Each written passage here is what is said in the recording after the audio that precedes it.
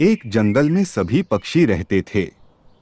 उसी जंगल में एक कौआ भी रहता था। कौआ पक्षी बहुत गरीब और ईमानदार था। गरीब कौआ जंगल में जाकर वहां से फल लाता और जंगल में फलों की दुकान लगाकर उन्हें बेचता। उसी जंगल में एक घमंडी बाज रहता था।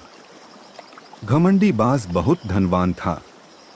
उसके पास रुपयों की कोई कमी नहीं थी। बाज की भी फलों की एक बड़ी दुकान थी जिस पर उसे बहुत घमंड था। फलों की दुकान से बाज की अच्छी कमाई होती थी। घमंडी बाज हमेशा दूसरे पक्षियों का अपमान करता और गरीब पक्षियों का मजाक उड़ाया करता। एक दिन कौवे की दुकान पर एक तोता पक्षी फल खरीदने आया। अरे कोए भाई, फल कैसे दे रहे हो? ज़्यादा महंगे नहीं, केवल 50 रुपए किलो के हिसाब से बेच रहा हूँ। लेकिन मेरे फल एकदम स्वादिष्ट और ताज़ा है। ठीक है कोए भाई, मुझे 2 किलो फल पैक कर दो, लेकिन सभी फल पके हुए ही देना। चिंता मत करो, मेरे सभी फल पके हुए हैं। कोई भी फल खराब नहीं है, सभी फल एकदम अच्छे हैं। ठीक है कोए भाई, मुझे 2 किलो फल पैक कर दो। कौवा तोते को फल पैक कर दे देता है। तोता पक्षी फलों को लेकर वहां से उड़ जाता है। वह तोता फलों को लेकर अपने घोंसले में पहुंचता है और फलों को खाने लगता है। उसे फल बहुत स्वादिष्ट लगते हैं। वह कहता है, कोए ने फल तो बहुत अच्छे दिए हैं, फल बहुत मीठे और स्वादिष्ट है। अगले दिन तोता बांस की बड़ी दुकान के सामने से गुजर रहा होता है। उसे बांस की बड़ी फलों की दुकान दिखाई दी।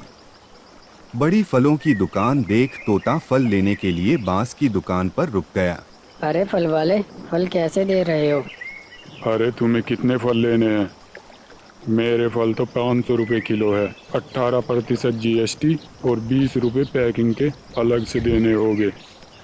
तोता इतने महंगे फल सुनकर चौंक गया। उसे कौवे की दुकान याद आने लगती है। वह सोचता है, कोए ने तो कल सिर्फ 50 रुपए किलो के हिसाब से फल दिए थे। ये बाज तो बहुत महंगे फल दे रहा है। शायद इसके फल कोए के फलों से भी अच्छे हो। तोते ने बांस से फल ले लिए। तभी बांस की दुकान पर एक गरीब पक्षी आया। तोता भी वही होता है। गरीब पक्षी ने बांस से कहा, बाज भाई, फल कैसे दे रहे हो? मैं तो अपने फल 500 रुपए किलो के हिसाब से बेच रहा हूँ। 20 रुपए पैकिंग के और 18% GST चार्ज अलग से देना होगा। अरे तुम तो बहुत महंगे फल दे रहे हो। 500 रुपए किलो के हिसाब से तो कोई भी फल नहीं बेच रहा। ये पक्षी, मेरी फलों की दुकान सबसे बड़ी है। कभी बड़ी दुकान से फल खरीदे भी है या नहीं? या केवल सड़क पर ठेला लगाने वालों से ही फल खरीदते हो? तुमसे अच्छे तो सड़क पर फल बेचने वाले होते हैं, जो अपने ग्राहकों से अच्छे से बात करते हैं और सस्ते फल बेचते हैं। उनके फल स्वादिष्ट और ताज़ा होते हैं। अरे तुम्हें फल लेने हो तो लो, नहीं तो निकलो यहाँ से। पता नहीं कहाँ कहाँ से आ जाते हैं मुंह उठा के। जाओ यहाँ से, दफा हो। हाँ हाँ, जा रहा हूँ। देखना, तुम्हारी दुकान तुम्हारे इस तरह के व्यवहार के कारण बंद हो जाएगी। पक्षी वहां से उड़कर चला गया।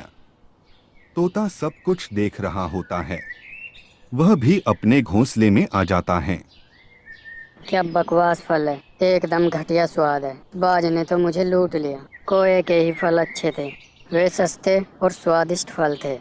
अगले दिन तोता फल लेने के लिए कौवे की दुकान पर जाता है। तोते को वह पक्षी जिसका बाज से झगड़ा हो गया था कौवे की दुकान पर मिला। पक्षी कौवे से, कोए भाई, फल कैसे दिए? मैं तो 50 रुपए किलो के हिसाब से बेच रहा हूँ। अरे हाँ भाई, उनके फल बहुत स्वादिष्ट हैं। मैं आज दोबारा यहीं आया हूँ। उस घमंडीबाज के फल एकदम घटिया निकले और वह बहुत महंगे फल बेचता है। हाँ तोते भाई, सही कह रहे हो। बाज बहुत घमंडी है, सभी पक्षियों को लूटता है और खराब फल बेचता है। देखो भाइयों, मैं रोज सुबह ताजे फल तोड़ कर लाता हूँ और मैं केवल उन फलों को तोड़ता हूँ जो पूरे पके हुए होते हैं, इसलिए ये स्वादिष्ट लगते हैं। वो घमंडी बाज कच्चे फल तोड़ कर लाता है और उन्हें दवाइयों से पकाता है, जिस कारण उनका स्वाद बहुत खराब होता है और वो सेहत के लिए भी हानिकारक होते हैं।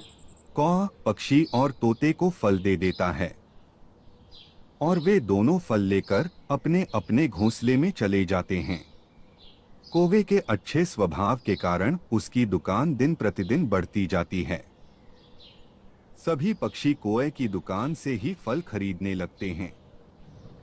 वहीं दूसरी ओर बाज की दुकान पर उसके बुरे स्वभाव और घमंड के कारण सभी पक्षी जाना बंद कर देते हैं, जिससे उसकी दुकान धीरे धीरे बंद हो गई।